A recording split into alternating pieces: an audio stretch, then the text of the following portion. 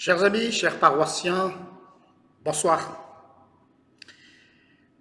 Nous sommes ensemble aujourd'hui pour continuer notre parcours de prière du soir.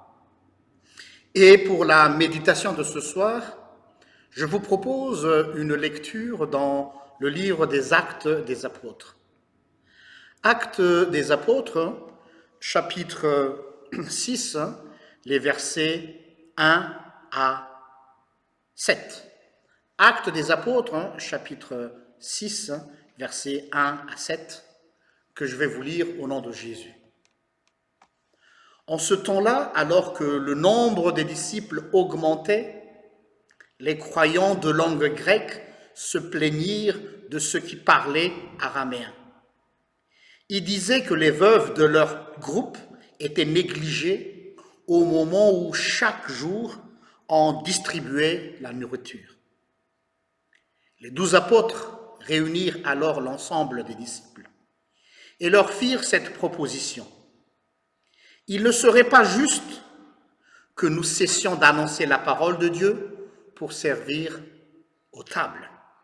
C'est pourquoi, frères et sœurs, choisissez parmi vous 7 hommes de bonne réputation, remplis de l'Esprit Saint et de sagesse. Et nous le chargerons de ce travail. Nous continuerons ainsi à donner tout notre temps à la prière et au service de la parole de Dieu. L'assemblée entière fut d'accord avec cette proposition. On choisit Étienne, un homme rempli de foi et de l'Esprit Saint, ainsi que Philippe, Procor, Nicanor, Timon, Parménas et Nicolas d'Antioche, qui s'étaient autrefois convertis à la religion juive. Puis, on les présenta aux apôtres, qui prièrent et posèrent les mains sur eux. La parole de Dieu se répandait de plus en plus. Le nombre des disciples augmentait beaucoup à Jérusalem et de très nombreux prêtres obéissaient à la foi en Jésus. Amen. Ce texte a été toujours connoté comme quoi c'est un texte fondateur pour les ministères de la diaconie au niveau de l'Église. Certes. Par contre, moi j'ai une autre lecture plus critique. Parce que dès le premier verset, nous montre qu'il y avait déjà une crise dès le départ au sein de l'Église primitive. Nous avons toujours eu une idée idéaliste sur la caractéristique de l'Église primitive.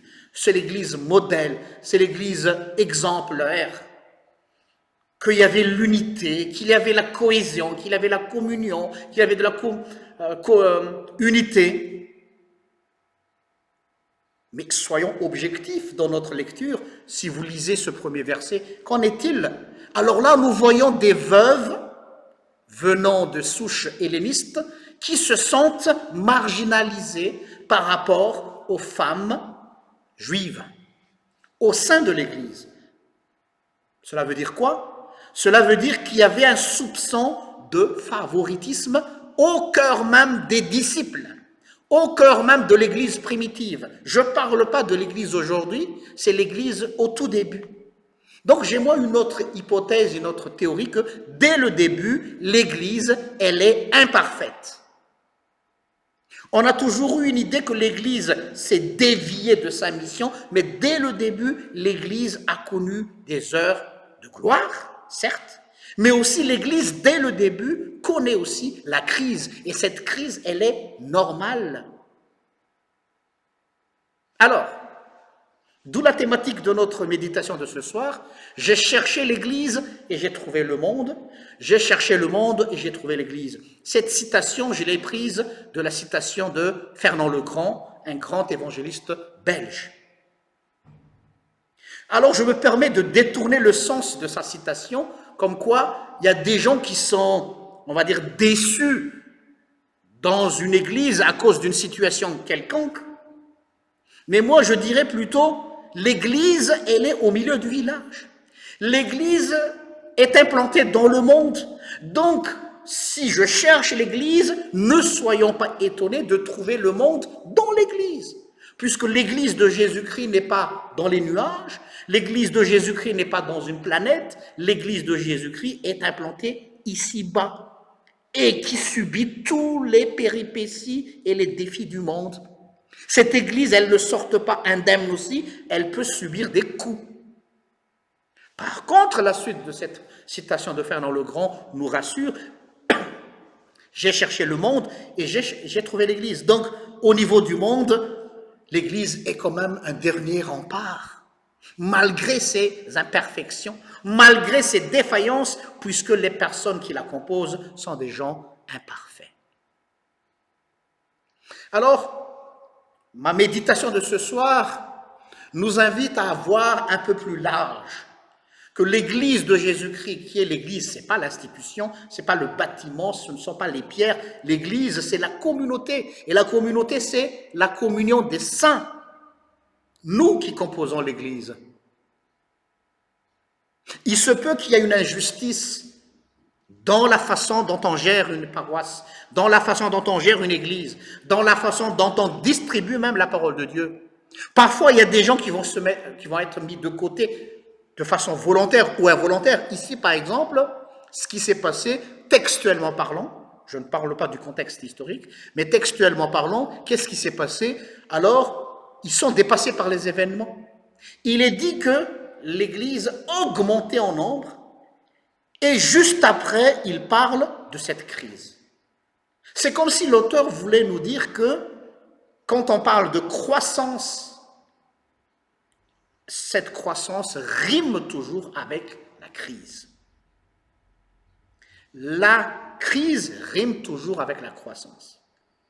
Donc, à nous, responsables d'église, à nous, leaders de chaque communauté, quand il y a une floraison, quand il y a un épanouissement de la vie d'une paroisse, d'une église, préparons-nous toujours à une crise certaine.